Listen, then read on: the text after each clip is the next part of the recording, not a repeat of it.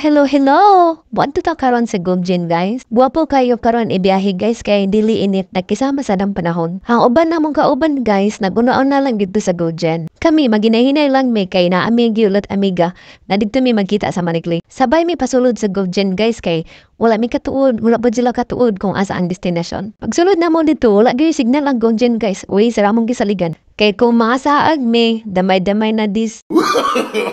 No. Pabumbuang kag grade diri sa ilaha, guys, sa dagat kapuniton.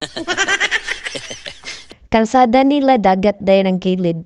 Oh no! Naabot ra jud mi sa among destination, guys. Pila sa 2 ka oras biyahe, guys. Layo-layo po din he. Mga pila po 2 ka kilometro. Buo din niya mong get to din sa Gulgen, guys. Birthday sa among sister dire sa Mabini. Ya, mga unsa mi, guys. Wow! Tanawa niya ning bagong trip sa isa, oh. Namasol na pod.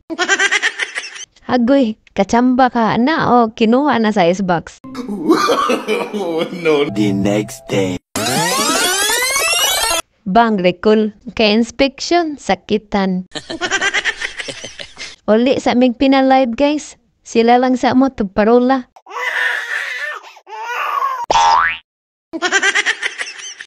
Kana lang, guys. Kay muli na mi. Bye!